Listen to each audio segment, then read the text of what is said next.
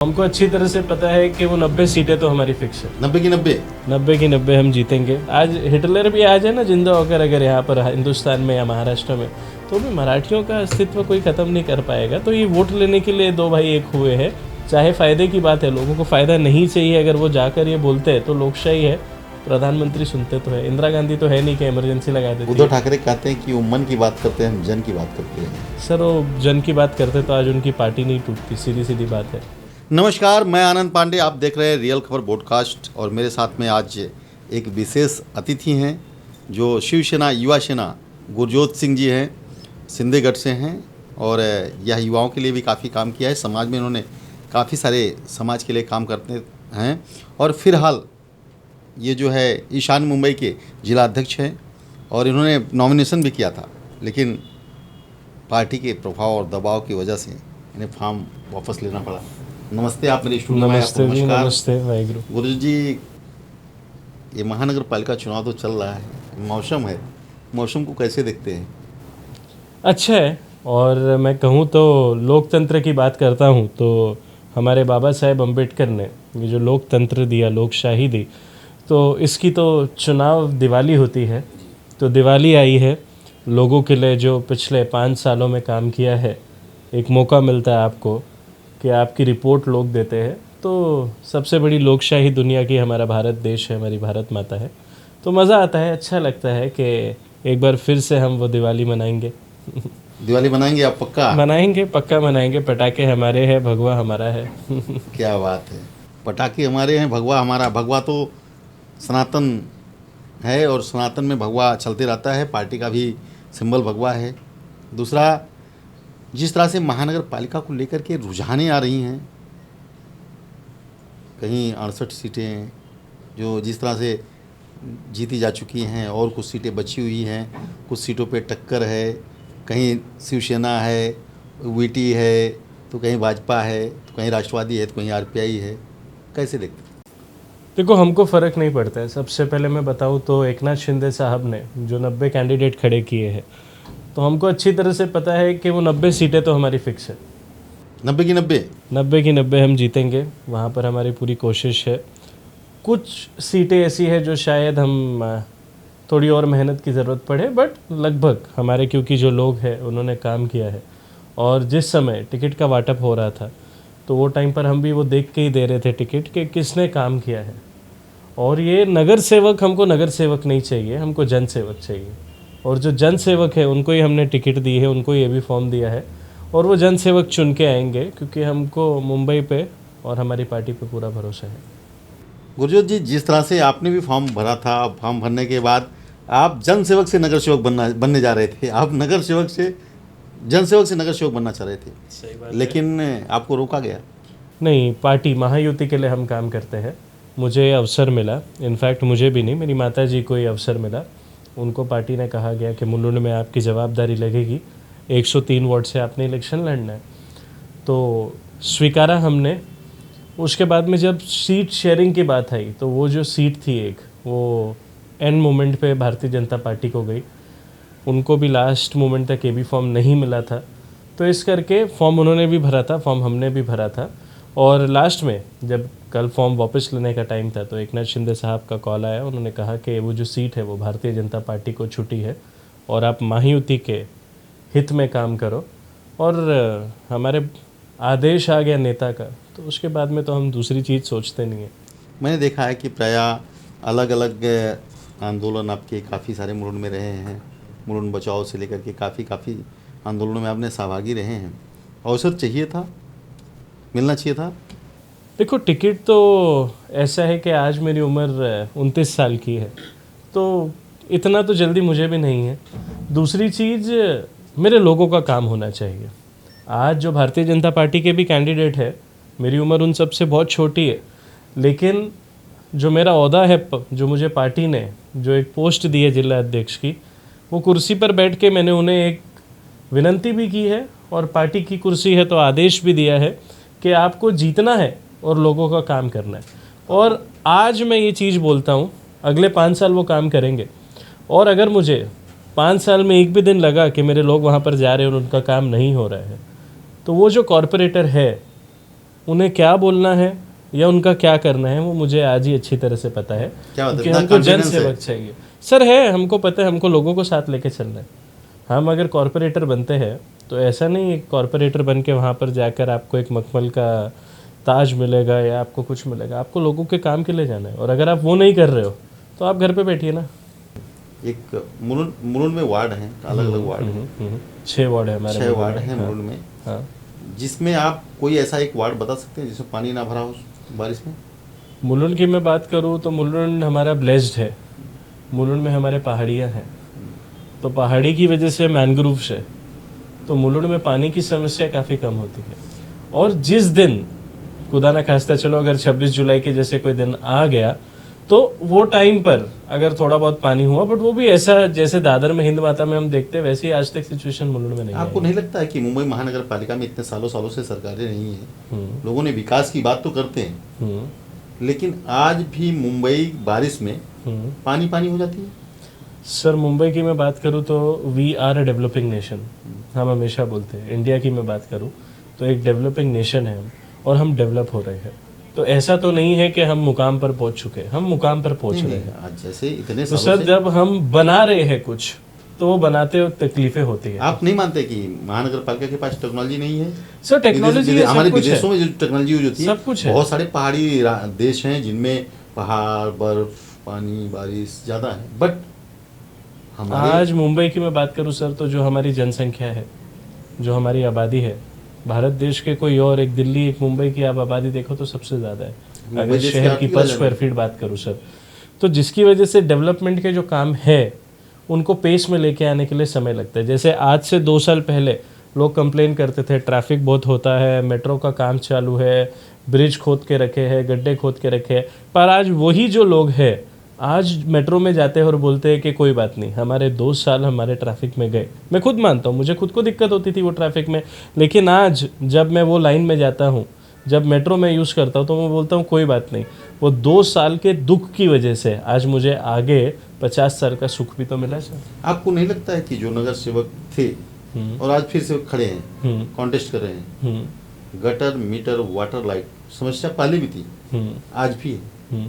Sir घर बढ़ रहे हैं। हाँ। और आज अगर आप बात करो तो मैं मेरे वार्ड की बात करूं तो मेरे वार्ड में एक भी ऐसा घर नहीं होगा जहां पर मीटर नहीं है। हर एक घर में मीटर है।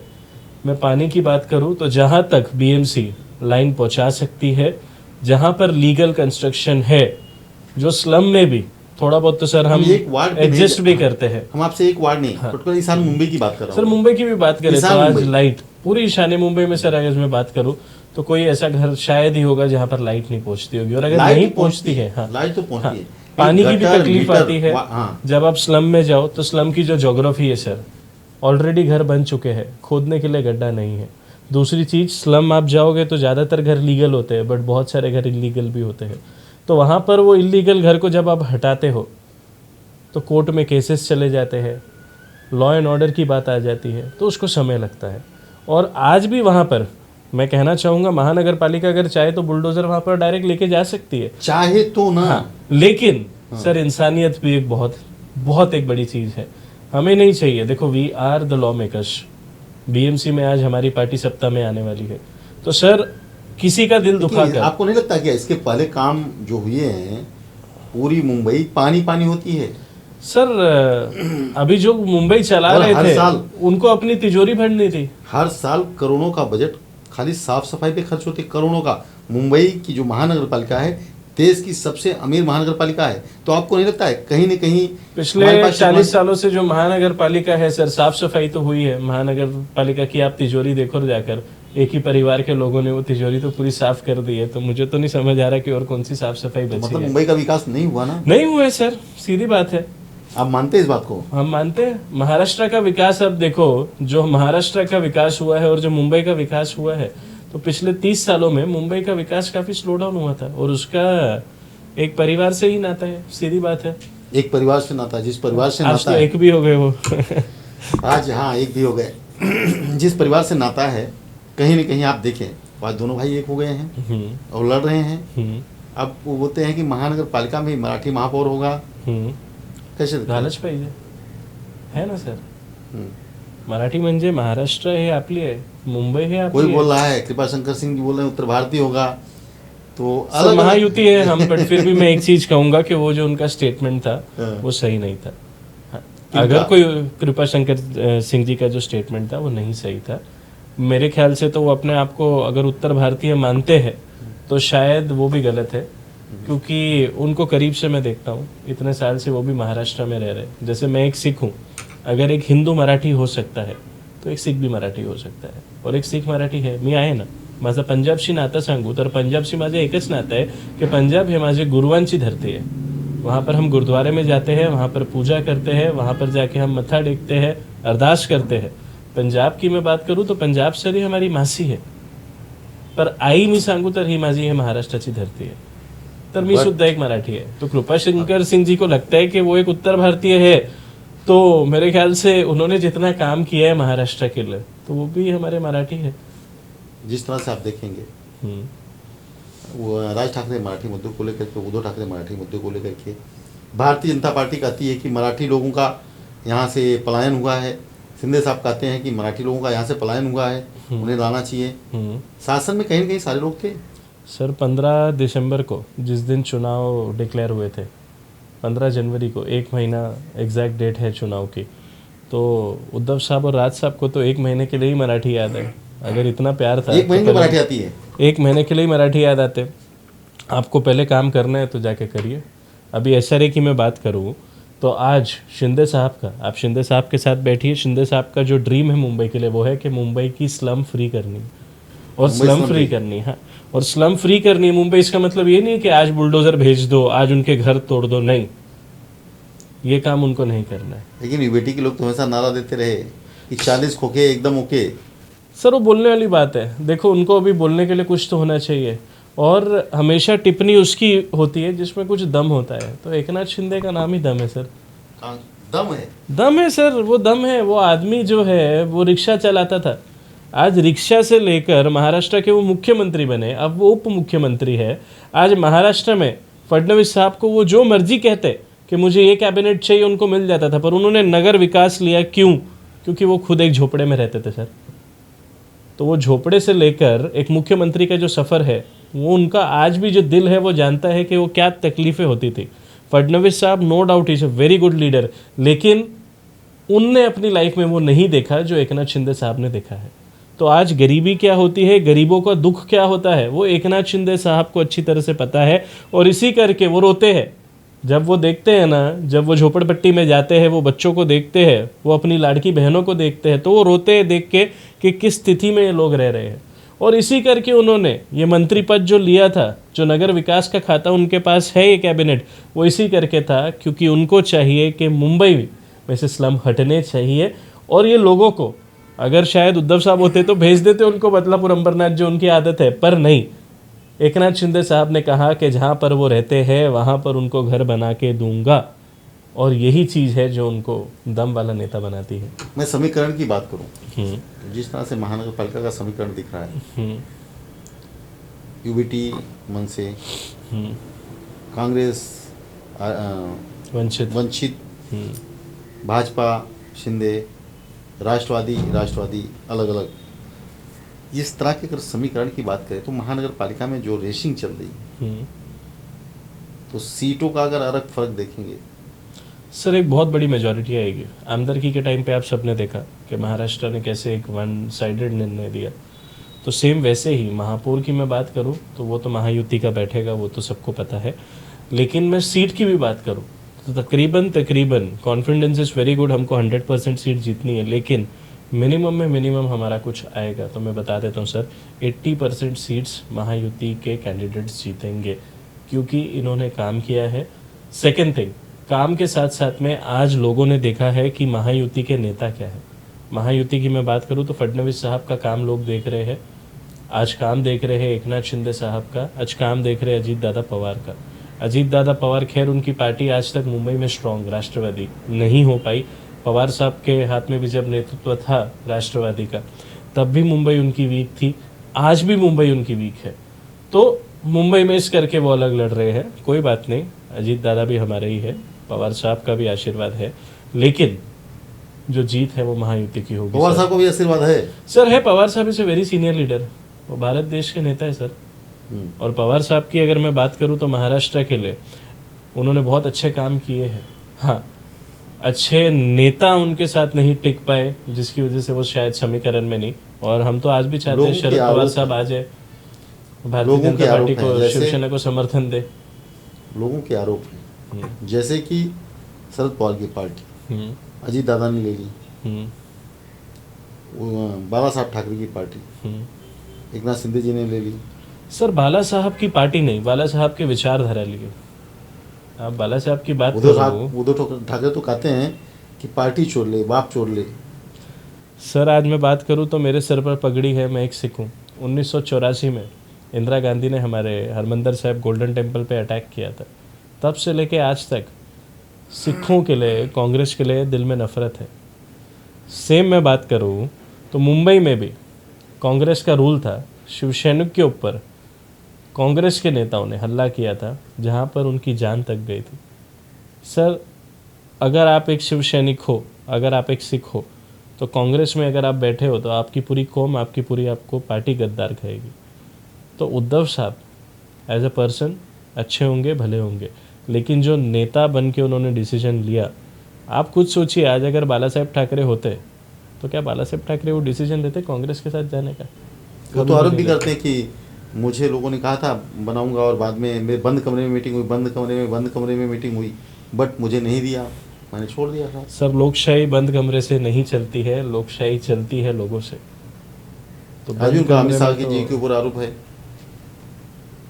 कि अमित शाह जी चर्चा करते थे मुझसे और मुझे धोखा मिला। सर अभी वो जो धोखे की बात करते हैं तो धोखा वो देकर गए। कांग्रेस के साथ सरकार बनाना मतलब धोखा है, कौन कितनी दिया? बड़ी बात है। ये वो दिए, उद्धव साहब ने धोखा दिया, सीधी बात है सर। कांग्रेस के साथ में आप लड़ते एक के साथ हो, आपने शादी के कार्ड में नाम छपा दिया कि इनकी शादी होने वाली है, एन मौके पे आप दूल्हा बदल दिए। ये थोड़ी हुआ सर। तो दूल्हा बदलने वाले जो लोग हैं, और चलो दूल्हा दुल्हन तो एक उदाहरण होता है सर, जुबान इंसान की, वो उसका कैरेक्टर होता है, तो वो कभी पलटनी नहीं चाहिए। और बंद कमरे में मुझे नहीं लगता, भारतीय जनता पार्टी एक बहुत बड़ी पार्टी है, तो बंद कमरे में भारतीय जनता पार्टी ऐसे डिसीजन लेगी, नहीं होता है। आज अगर हम बात करें तो चुनाव से पहले ही महाराष्ट्र में हमने बता दिया था कि जिसकी सीटें ज़्यादा आएगी सीएम कैंडिडेट वो बनेगा। अगर भारतीय जनता पार्टी की ज़्यादा आती है तो सीएम उनका है, अगर शिवसेना हमारी आती है तो शिंदे साहब हमारे सीएम कैंडिडेट थे। तो सबको पता था कि या तो फडणवीस साहब या तो शिंदे नेक्स्ट सीएम साहब कौन होगा? बनेंगे, सबको पता था।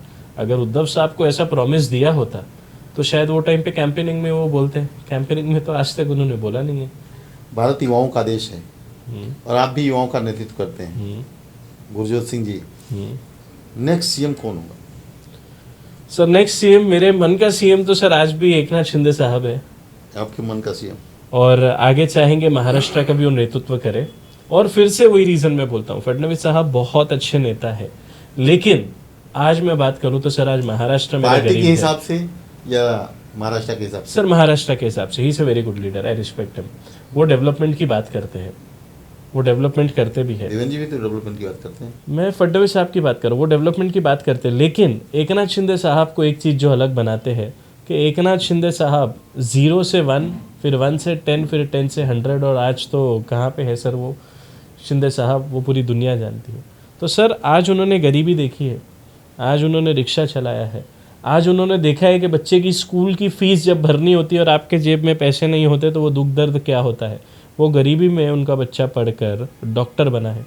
तो सर उन्होंने दुनिया देखी है, उनको पता है कि आपका मेरा परिवार में क्या तकलीफ़ें आती है। तो वो एक चीज़ है, जब हमारा आदमी बैठेगा, हमारी तकलीफ़ें बताएगा, तो हमारी तकलीफ़ों का हल निकलेगा। गुरजोत जी, मैं एक बात पे जाना चाहूँगा, मुझे भी पिछले कई दिनों से खटक रही है। कहीं न कहीं हम भी देश के एक युवा हैं, युवाओं का नेतृत्व करते हैं और समाज को आईना दिखाने का काम करते हैं। जिस तरह से राजनीति हो रही थी, हिंदू, मुस्लिम, सिख, उत्तर भारतीय, परप्रांतीय, बिहारी, मराठी, अब राजनीति का दायरा ये हो गया है। गलत है, गलत है।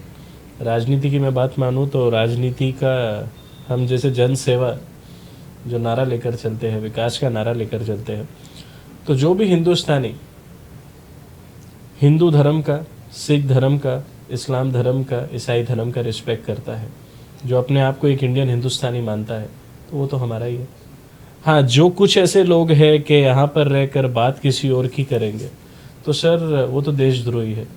और देशद्रोही को अगर मैं अपना कहूँ तो मैं भी देशद्रोही हो गया सर फिर। जिस तरह से आपको नहीं लगता है कि किसी एक राज्य से तो प्रधानमंत्री जाता नहीं है, अगर पीएम बनने की चाहत रखते हैं या सपना देखते हैं तो आपको सारे भारत के सारे राज्यों से होकर के ही गुजरना पड़ता है। जैसे प्रधानमंत्री जी वाराणसी से गुजर के जाते हैं, रास्ते से गुजर के जाते हैं, वहाँ से आज देश का नेतृत्व करते हैं। तो कहीं न कहीं जो जिस तरह से राजनीतिक एक स्तर उसका गिरता हुआ नजर आ रहा है। सर जहाँ से मैं इशारा समझूं तो आप ये उत्तर भारतीयों की तरफ डाल रहे हो कि उत्तर भारतीयों को मुंबई में तकलीफ होती है। नहीं, उत्तर भारतीयों की नहीं। देखिए यहाँ पे आज मुस्लिम के लिए मुस्लिम चेहरा खड़ा किया जा रहा है, मराठी के लिए मराठी चेहरा किया जा रहा है, सत्ता पाने के लिए मराठी और मराठी एक हो रहे हैं, भाई एक हो रहे हैं, ठीक है, हमें सत्ता चाहिए।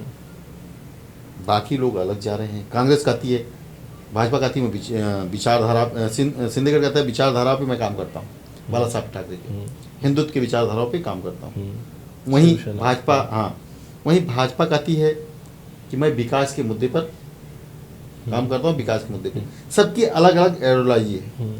वहीं यूबीटी और मनसे कहती है कि मैं मराठी के मुद्दे पर ही चुनाव में जाऊँ। सर तो ही तो उनको फिर अभी आमदरकी में देखो, बिना वो इंजन भी मेरे ख्याल से हटा देना चाहिए अवराज साहब ने। आमदार तो एक भी नहीं रहा। पहले तो हम बोलते थे इंजन है, डब्बे नहीं है, एक ही आमदार बेचारा राजू पाटिल लड़ रहा है, अब तो वो भी नहीं है। सर आप लोगों को डिवाइड करोगे, वो अंग्रेजों का काम था डिवाइड एंड रूल का। अभी तो उन्होंने नारा दिया है सर, तो लोग भी नारा देंगे। आपको लगता है? आप उत्तर भारतीयों की बात छोड़ो सर, आज मेरे दोस्त है यूपी के है, बिहार के है, आज उनके साथ अगर मुंबई में कुछ गलत हो, आज मेरे दोस्त है मुंबई में मुस्लिम्स है, उनके साथ कुछ गलत हो, सर मैं तो गारंटी उनके साथ खड़े रहूंगा। और जो उनके साथ गलत करेगा सर, मैं तो ऑन कैमरा कहता हूँ उनको हम भगाएंगे यहाँ से। आप क्यों इनके साथ गलत कर रहे हो? इंसान है, हमारे है, मुंबई कर है, बात खत्म हो गई। सर आज शिवसेना ने जो टिकट दी है वो मराठियों को दी है, उत्तर भारतीयों को भी दी है, मुस्लिम्स को भी दी है। हमारी बहन आयशा रफीक शेख गोवंडी से चुनाव लड़ रही है। सर तो हमें अच्छी तरह से पता है, सर्वधर्म जब हम साथ लेकर चलेंगे तभी हम अपने आप को हिंदुस्तानी कहलाने के लायक रहेंगे। सर आज मुसलमान हमारे हैं, मैं उनको हमारा हिंदी है, हम वतन है, हम उनको मानते हैं। लेकिन जो मुसलमान हिंदुस्तान में रहकर पाकिस्तान और बांग्लादेश की बात करेगा तो सर उनसे तो हमारा ये निवेदन है ना, टिकट हम निकाल के देते हैं, जाओ पाकिस्तान, जाओ बांग्लादेश, आपको रहना है हिंदुस्तान में, आप बात करिए ना भारत देश की। आप हमको अपना मानिए, हम आपको अपना मानेंगे। आप हमको पराया मानोगे तो हम आपको अपना क्यों माने फिर? कुछ दिन पहले राज ठाकरे ने बयान दिया था कि अगर महानगर पालिका में इस बार मतदान मराठियों को बचाने के लिए नहीं कहा तो फिर महानगर पालिका क्या मुंबई में मराठियों का अस्तित्व समाप्त हो जाएगा। अस्तित्व की लड़ाई। सर शिवाजी महाराज का खून है ये, उनके अस्तित्व की बात क्या करेंगे हम? आज अगर मराठा नहीं होते तो महाराष्ट्र में आज औरंगजेब का राज होता था सर। आज औरंगजेब को एक हद तक लात मारकर भगाने का जो काम था वो हमारे छत्रपति शिवाजी महाराज ने, छत्रपति शिवाजी महाराज ने किया था। तो वो टाइम पर जब मराठा नहीं झुके तो सर ये जो मर्जी आ जाए सर, आज हिटलर भी आ जाए ना जिंदा होकर अगर यहाँ पर हिंदुस्तान में या महाराष्ट्र में, तो भी मराठियों का अस्तित्व कोई खत्म नहीं कर पाएगा। तो ये वोट लेने के लिए दो भाई एक हुए हैं और लोगों को भी दिखता है सर। तो लोग, जनता है, आज जनता भी स्मार्ट है।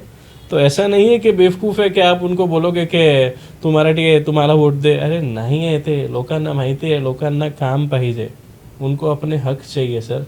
तो हक की बात है ये, जात पात की, धर्म की बात नहीं है सर ये। और जैसे कि आप देखेंगे कि महानगर पालिका का चुनाव तो कुछ दिन में मतदान, लोग उतर गए हैं, प्रचार प्रसार चालू है, जोरों से चालू है, लोग अपने अपने कार्यालय खोल रहे हैं, कुछ सीटें निकल के भी आ रही हैं, निर्विरोध भी लोग जीत रहे हैं। महानगर पालिका में सत्ता किसकी होगी? सर महानगर पालिका में सत्ता हमारी आएगी, महायुति की आएगी। कैसे सर आएगी, हमको हमारा काम पता है। कॉन्फिडेंस कैसे? सर कॉन्फिडेंस है सर, हमारा काम है। कि आज भारतीय जनता पार्टी है नहीं सर। ईवीएम देखो ऐसा ना कि एक टाइम था जब कांग्रेस लेकर मैं नहीं कर रहा हूँ, आरोप है लोगों को, आपको भी पता है।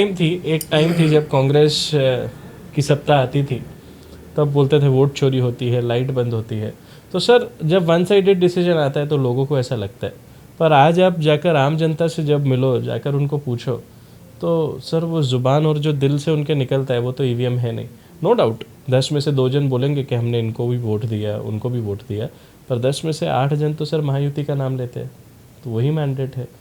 तो जिसको लगता है कि ईवीएम में चोरी है, घोटाला है, ज़रा आप बाज़ार में उतरिए, 10 जनों से जाके बात कीजिए, 10 में से 7 से 8 महायुति का नाम ले रहे हैं। अभी तो विरोधी यही कर रहे हैं ना कि सत्ता, पावर, पैसा, ईवीएम के जोर पे महानगर पालिका, आप सुन रहे होंगे, रोज तो यही चल रहा है ना। तो जिसके पास कुछ नहीं होता है वो बंदे को बदनाम करता है, और बदनाम भी उसको ही करते जिसका नाम होता है। तो ये एकनाथ शिंदे साहब की पार्टी है सर, इसका नाम तो बहुत है। महापौर सर महायुति का होगा। अगर भारतीय जनता पार्टी की सीट हमसे ज़्यादा आती है तो उनका होगा, अगर हमारी ज़्यादा आती है तो सर फिर महापौर तो शिवसेना का ही हम बिठाएंगे। ये तो भाजपा भी कर रही है कि जिसके सीट ज़्यादा उसका महापौर। सर सीधी बात है, परसेंटेज की बात करेंगे हम। अगर परसेंटेज लड़ भी ज़्यादा रहे हैं, उम्मीदवार उनके ज़्यादा है सर, परसेंटेज की हम बात कर रहे हैं। 90 में से अगर हमारी ज़्यादा सीटें आती है, उनकी 137 में से ज़्यादा आती है, तो जिसका ज़्यादा परसेंटेज हुआ उसका महापौर हम बिठाएंगे। अब वो भी हमारे ही है, चचेरे हैं पर हमारे हैं, हम तो हमारे सगे को ही बिठाएंगे सर, सीधी बात है। तो हमारी कोशिश यही है कि महायुति जीतनी चाहिए, और महायुति में ज़्यादा से ज़्यादा जो सीटें हैं वो एकनाथ शिंदे साहब की आनी चाहिए। हमारी 90 में से 90 निकले, ये हमारी भगवान से, हमारे बिट्ठू मौली से हमारी प्रार्थना है। और हमारी सीटें ज़्यादा आई तो महापौर हमारा बैठेगा। महायुति की दरारें भर गई सर, दरारें थी नहीं। अरे बीच में अब देखिए कैसा कैसा बोला जा रहा था सर, बोला था रामायण, तो कोई फडणवीस साहब और एकनाथ शिंदे साहब है। दूसरी मैं बात करूं तो भारतीय जनता पार्टी के नेता नरेंद्र मोदी जी जो है, एकनाथ शिंदे साहब जो हमारे नेता है, तो ये जो 2 नेताओं का प्यार है, तो उन्हें अच्छी तरह से पता है कि विचारधारा एक है, पक्ष भी एक जैसे ही है, नाम चाहे अलग हो, पक्ष का काम करने का स्टाइल भी एक जैसा है। हाँ, इतना ज़रूर है कि कोई कोई मुद्दों पे भारतीय जनता पार्टी डर जाती है, एकनाथ शिंदे साहब डरते नहीं हैं। लेकिन आज नरेंद्र मोदी जी और एकनाथ शिंदे जी, ये जो दोस्त है सर, डरती है वो, कोई मुद्दों में डरती है। इसको शायद है डिसीजन सर, आने वाले समय में हम बताएंगे सर। बहुत सारे डिसीजंस है जो नहीं, मेरे ख्याल से केंद्र सरकार ने जो जो योजनाएं लाई थी, एनआरसी वगैरह लागू नहीं हो पाई, कैसे देखते हैं सर? लॉ एंड ऑर्डर के लिए जब आप एक ऐसी कुर्सी पर बैठते हो, आज मोदी जी फिर लाना क्यों सर? इम्प्लीमेंट हो जाए। देखो, घर का बाप हमेशा चाहता है। अभी देखो आज सरकार किसकी है? बीजेपी की। लाया किसने? बीजेपी ने। इम्प्लीमेंट कब करवाए जाएंगे सर? हर बाप चाहता है कि मेरा बच्चा डॉक्टर बने, इंजीनियर बने, पर अगर बच्चे को डांसर बनना है, एक्टर बनना है या कुछ और, उसकी मन मर्जी है। तो आज पिता की बात करूँ तो प्राइम मिनिस्टर हमारे नरेंद्र मोदी जी है देश के। तो सर मोदी जी को तो चाहिए कि जैसे हर पिता को चाहिए डॉक्टर, इंजीनियर, तो वो बने, हमारा भारत देश आगे बढ़े। लेकिन हर एक की मन की बात अलग होती है। तो अगर लोगों को नहीं अच्छा लगता तो मैं तो तारीफ़ करना चाहूँगा कि वो नेतृत्व है हमारे देश का, चाहे फ़ायदे की बात है, लोगों को फ़ायदा नहीं चाहिए, अगर वो जाकर ये बोलते हैं तो लोकशाही है, प्रधानमंत्री सुनते तो है। इंदिरा गांधी तो है नहीं कि इमरजेंसी लगा देती है। उद्धव ठाकरे कहते हैं कि वो मन की बात करते हैं, हम जन की बात करते हैं। सर वो जन की बात करते तो आज उनकी पार्टी नहीं टूटती, सीधी सीधी बात है। आज शिवसेना में कहीं ना कहीं हमें भी पता है कि शिवसेना को जिस तरह से वो चला रहे थे, तो जैसे आज डरने की मैं बात करूं तो वो शिवसेना जो है वो आज भी एक डर के साए में रहती है। वो आज भी डर के काम करते हैं कि कांग्रेस क्या करेगी। तो सर वो डर वाली पार्टी और शिवसेना एक साथ नहीं जाती है। आज बाला साहेब ठाकरे रोक ठोक, सीधी बात है। तो और सेम वैसे एकनाथ शिंदे, एक कॉल विषय सॉल्व, डायरेक्ट। अंतिम चैप्टर की तरफ जाना चाहूँगा मैं कि काफ़ी टाइम हो चुके हैं। जिस तरह से आप देखेंगे आज भी आरोप हो रहे हैं कि ईडी, सीडी, सीबीआई का प्रभाव है, जो सीटें निकल के आ रही हैं, नगर सेवकों को धमकाए जा रहे हैं, उनके टिकट उनको वापस करने के लिए लगाए जा रहे हैं। कैसे देखते हैं? कहाँ है सर वो नगर सेवक? अगर होते तो आपके चैनल पर आकर बैठते। आप इतने बड़े एक पत्रकार हैं, आपको आकर अप्रोच करते। आज कहीं जाकर बैठते, वो जनता को बोलते कि मुझे इन्होंने ईडी का, सीबीआई का ये खौफ लगाया। आज मुझे तो एक भी ऐसा नगर सेवक नहीं, कल मैं खुद लेकिन था। बोल रहे हैं ना, ओबीटी तो बोल रही है ना सर उनके नेता बोल रहे, लोग नहीं बोल रहे। आज कौन हाँ, सा ऐसा उनके नगर लोग सेवक है? उनके मतलब उनके नेता बोल रहे हैं ना। सर आज मैं थाने में कल था, थाने में हमारे नेता है पार्टी के, शिवसेना के सचिव है राम भाऊ रेपाले। सर राम रेपाले साहब कल बिन विरोध चुन के आए, मैं वहाँ पर था। जिस समय अनाउंस हुआ वो 3 बजे, मैंने उनको उठाकर एकदम बाहर लेके गए कि आपला माणूस जिंकला, और वो भी बिन विरोध। सर अभी सामने जो लोग थे, हम उनसे भी बात कर रहे थे, सर उन्होंने खुद कहा आम्हाला माहिती आहे की राम शेठने फॉर्म भरलं म्हणजे इलेक्शनचा रिझल्ट आला। तो सर वो खुद हंस के ये बोल के गए। और अगर बाय चांस अगर उनको कोई डर होता वो फॉर्म पीछे लेने के लिए, तो सर वो मीडिया के सामने आके बोलते ना मुझे डर है, मुझे धमकी है। वो क्यों नहीं बोल रहे सर? क्योंकि उनको खुद को पता है। सर देखो, इलेक्शन में राम सेठ रेपाले के सामने, एकनाथ शिंदे के सामने जो खड़ा हो गया, उसको पता है कि डिपॉजिट भी जब्त होएगा। बड़े बड़े दिग्गज आके गए सर, डिपॉजिट जब्त करा के गए। तो इस करके उन्होंने फॉर्म पीछे लिए, क्योंकि उनको पता था कि इलेक्शन में जीतेंगे तो नहीं, डिपॉजिट जब्त होगा तो जो साथ में जो कार्यकर्ता घूमते हैं शायद वो भी जी हजूरी करना छोड़ देंगे। अभी गुरजोत जी ने तो फॉर्म वापस ले लिया है, लेकिन अगली लड़ाई क्या होगी? सर लड़ाई बड़ी है ये। मुझे तो मेरी आज की बात छोड़िए, लाइफ में भी अगर कभी कॉरपोरेटर आमदर की, अगर खासदार की नहीं मिले तो कोई बात नहीं, मुझे ऐसा कुछ पोस्ट नहीं चाहिए। I don't need a chair, मैं खुद ही एक कुर्सी हूँ। दूसरी बात है, मेरा दिल साफ़ है, मन साफ़ है, तन साफ़ है, धन भी साफ़ है। तो मुझे अच्छी तरह से पता है कि अगर लोगों का काम होगा तो मैं, वो जो कॉरपोरेटर है, वो आमदार है, वो खासदार है, मेरे पक्ष के हो या दूसरे पक्ष के हो, मैं उनका साथ दूंगा। अगर कल को मुझे लगता है कि मेरे पार्टी का आमदार, मेरे पार्टी का नगर सेवक या खासदार मेरे लोगों का काम नहीं कर रहा है, तो उसका क्या करना है मुझे अच्छी तरह से आता है सर। ठीक है, हमसे बातचीत करने के लिए बहुत बहुत धन्यवाद। आप धन्यवाद आए सर। हमारे स्टूडियो में, धन्यवाद। थैंक यू और सर। आगे इसी तरह से बढ़ते रहे। हमारी शुभकामनाएं आपके साथ। Thank you sir, thank you.